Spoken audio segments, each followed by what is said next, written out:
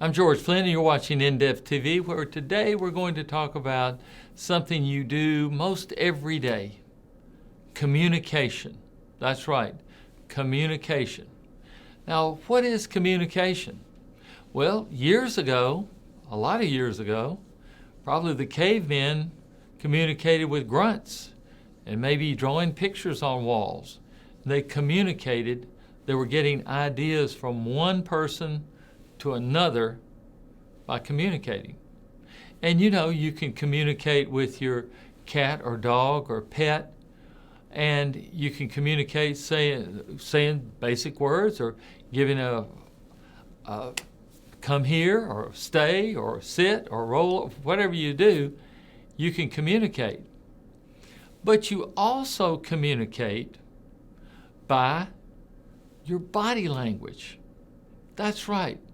You know, your dog, your cat can tell themselves when you come in at the end of a day if you're in a good mood or if you're in a bad mood. If you're in a good mood, the dog or cat comes running up to you. If you're in a bad mood, they can tell when you walk through the door, and they kind of go off into a corner or leave you alone. And you've noticed that. So have I. And you've also noticed that people are the same way. They can tell how you are, how you hold your body, how you fold your arms, or you don't fold your arms, or a scowl on your face. You're communicating all the time. But we're going to talk about that type of communication as well as the communication of language. Now, you say, well, I only speak one language, or maybe two, or some people speak 3 or 4 languages. But you communicate usually with language. And one other thing that's interesting is how communication has evolved. Communication used to be, like we talked about, used to be by maybe the cavemen saying grunts and that kind of thing. Then some kind of language developed, some way of expressing ideas from one person to another. Or, if you've got a crowd around you, from one person to many. That's right. So there we have language. And we can talk to each other face to face. We can also write letters, write handwritten letters. And they used to do that. And they would either deliver them by hand, or they would put a postage stamp on there and deliver it, and have someone else deliver it, someone in the postal service. They would deliver this message that you had handwritten, or you had, in later time, typed. So you've handwritten this letter, and the person gets it, they read it, they write an answer, and you get it back. And they had all kind of, long distance mail, not just across the city, but you could across the ocean. Then they had air mail, and that was even faster communication. You'd write something, you'd put it in the mailbox, it'd go by air mail, and it would get somewhere, and it was much faster than going by boat or train or even truck. So there you have communication, how it's evolved. It's faster. And one other communication is the telephone came in. And the telephone, you can call someone up, you can talk to them on the phone, and they can hear your voice, and they can sort of hear how you're feeling in your voice. You know, people have angry voices. They have happy voices. And you can tell a little bit more other than just the message. Now, if you're writing a letter, you can say, I'm feeling angry and I want to write you this letter. That gets the message across. But on the telephone, you can tell when somebody's smiling. You can almost tell when they're frowning and how much they're frowning. So there we have a progression from letter writing, speaking face to face. Speaking face to face now, that is, you can tell a lot about the person's attitude. You can tell about what's going on in their life by just their body language and the way they talk to you. Are they talking very fast? Are they talking very slow?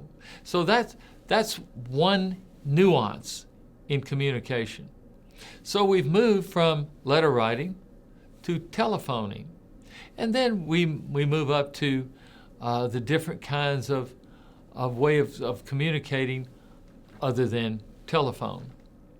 Then the internet has come in. And the internet has something called email. And so you type out this mail and you punch send, and pretty instantly, 3 or 4 seconds, the mail is delivered to the inbox of someone else. That's email. Then we also have smartphones and tablets and other things like that where we can text. We can text message people, and we can send things on Facebook, Instagram, all kind of YouTube. We can send messages. But what you can't do with the written word, the text, and the email is you can't display emotion, except text messaging has tried to get around that, having what's called emojis. And they have a little smiley face or a sad face, or they have different little emojis, little symbols that can tell. You can say LOL, laugh out loud, meaning you're joking. That is an attempt to get around the personal interaction where you can actually tell how someone's feeling, tell if they meant the remark in a very laughing way, or if they meant it in an angry way, or they were just speaking in hyperbole, or they were how is it coming across? And it's an attempt to get back to that face-to-face, one-on-one communication, human interaction. So now we have all of these methods of communication. Well, we have video, we have FaceTime. Yes, we do. And we have all kind of video chat.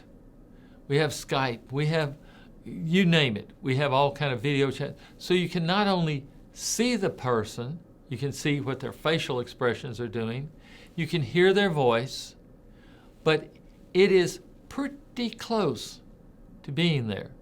It's not all the way there. Let's go back one step, communication one-to-one versus one-to-many. Now radio is one-to-many, and you're communicating one person to a group of people, except you're communicating one-to-one. If one radio person is talking in a microphone and one is listening in headphones or in a speaker or in their car, you're talking to each person individually. That's one-on-one, but it's only one-way communication. And there have been some ideas about communicating back where you can call in and talk to the person. So that's one-to-many. Also, television is one-to-many. You're broadcasting to many people, but in a one-on-one manner. Communication. Where do we go from here? Well, I don't know if you've noticed it or not, but the younger generations are communicating by text. They don't seem to want to talk to people or talk to each other. They figure you get right down to the matter of fact, here we go, bam, you're talking to someone by text, and they can answer you by text. And people have gotten to where they can type very fast with 2 thumbs. You've seen them do it. So texting is so absolute, it's just engrossing. It's so engrossing that we had to make laws, don't text and drive, because people get so enamored with the texting, they forget to drive their vehicles. And that puts everybody on the road in front of them or behind them or to the side in danger. And that puts the people in danger. They can run off the road, run into a tree. There's so many deaths. There's so many car wrecks. There's so many pedestrians hit or people texting. So don't text and drive. And there are now laws about holding a phone in your hand. You can have a speakerphone, you can talk to people, but you can't hold a phone in your hand while you're driving an automobile or a truck or any kind of vehicle. So that's communication. We're communicating and we desire to communicate. We like communicating with other people. We like having a to and fro flow of information because that's part of life. We communicate. How else do we communicate? Well, I'll take you back to some other areas. We communicate by writing things down. We write books. And people write books to make sure that their ideas are put in print. Once their ideas are put in print, then their ideas keep flowing and other people can get the book, get the ideas, and utilize those ideas. Another way, put a video on some kind of a online presence. YouTube, pick one.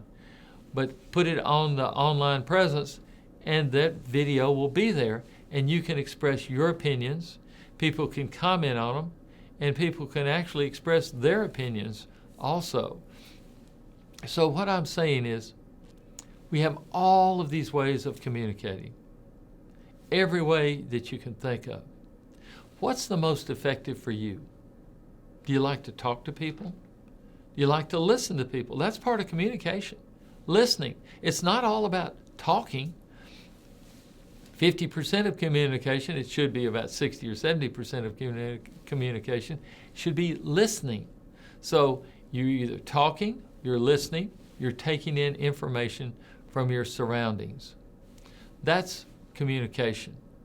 But communication has gotten so fast, and we expect answers so fast, so rapidly. I'm talking about in business and personal decisions. We had the letter, we had the fax machine, we had the email, we have text. Everybody wants instant answers. Take a minute to think about it. Think through your answers. And the world has sped up quite a bit to the point we need to think through our answers. If you're trying to communicate with somebody, what is the most effective way of communicating? Depends on your style. People have video emails, they have audio emails, they have all kind of ways to do it, but let me help you out. There's one way that is, as we say, retro. There's one way that is back. Writing a handwritten note. Nobody gets those anymore. It is so rare to get handwritten notes that communication is extremely effective because it stands out. Somebody took the time to do a handwritten note, and then you send it to them. That handwritten note, it is so rare, people will open it up. They may read it 3, 4, 5 times because they just don't get these anymore. There's nothing wrong with them. They just don't, nobody takes time to write handwritten notes anymore. And I suggest you write handwritten notes for thank you notes. And you say, well, what do? I said, get some paper, have it kind of cream colored paper. And what color ink?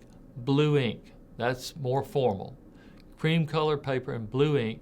Just get some, have it around the house, have it ready to go when you want to write a handwritten note. You might even keep a roll of stamps so you can just make it easy. So if you want to write it, you write it down real quick, you fold it up, put a stamp on it, put it in the mailbox. It will be the most effective method of communication to a one-on-one person. So that is it for communication. I hope you learned something from communication about the history of it and how you use it and how important it is for you to communicate with your family, with your loved ones, everyone you know. And I truly appreciate you watching. I will see you here the next time. Thank you.